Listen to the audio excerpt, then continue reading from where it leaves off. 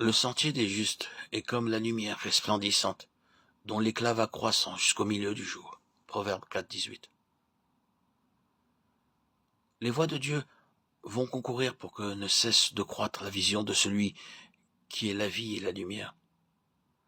La seconde déclaration du Seigneur à Nicodème concerne l'entrée dans le royaume de Dieu. En vérité, si un homme ne naît d'eau et d'esprit, il ne peut entrer dans le royaume de Dieu. Jean 3, 5. Qu'est-ce que le royaume de Dieu? Le royaume de Dieu est tout ce qui est conforme à la nature de Dieu. C'est tout ce qui vient de Dieu et appartient à Dieu.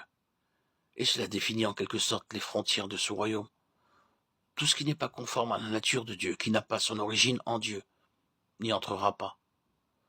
Chaque enfant de Dieu est habité de deux vies, ayant une nature différente, opposées l'une à l'autre. Or, l'accomplissement du dessein de Dieu demande de la part du croyant un choix délibéré et fermement arrêté. En Jean 3,5, sans tarder, le Seigneur établit la condition pour la véritable connaissance de Dieu en Christ. Nous avons dans cette déclaration à Nicodème quelque chose de très profond, dans laquelle nous aurons à entrer spirituellement si nous voulons être une partie de ce royaume. Dans ce passage, l'eau ne suggère pas la parole comme dans Éphésiens 5, 26. Mais ici, le Seigneur fit allusion au déluge et au jugement que Dieu fit tomber sur le monde d'alors. Par cette eau, le Seigneur attire notre attention sur le baptême, témoignage d'une vérité spirituelle, celle de la fin absolue de la vie, déchue qui est en nous, et qui sera jugée dans la mort de Christ sur la croix.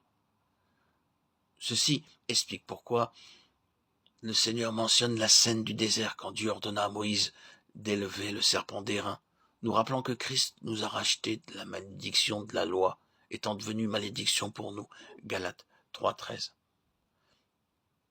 Ainsi, lorsque nous naissons de nouveau et en raison de l'œuvre que Christ a accomplie pour nous, et de par notre position en lui, nous sommes baptisés en sa mort, quant à ce que nous sommes par nature, et baptisés dans l'Esprit en Christ, par notre union avec lui, dans sa résurrection et dans notre position céleste en lui. Nous tous qui avons été baptisés en Jésus-Christ, c'est en sa mort que nous avons été baptisés. Romains 6, 3. Nous avons tous été baptisés dans un seul esprit pour former un seul corps. Éphésiens 2, 6. Avant de monter au ciel, le jour de l'ascension, le Seigneur a donné l'ordre de faire des nations, des disciples, et de les baptiser. Il n'a pas dit de faire des nations des croyants, mais des disciples.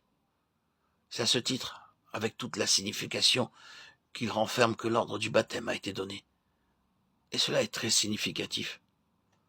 Ce sont les disciples, c'est-à-dire ceux qui se laisseront briser par la croix, qui entreront expérimentalement dans toute la signification de notre union avec Christ, dans sa mort et sa résurrection, et dans une vie vécue dans l'esprit. Le royaume est donc un royaume de disciples, ceux en qui Dieu retrouvera tous ses droits.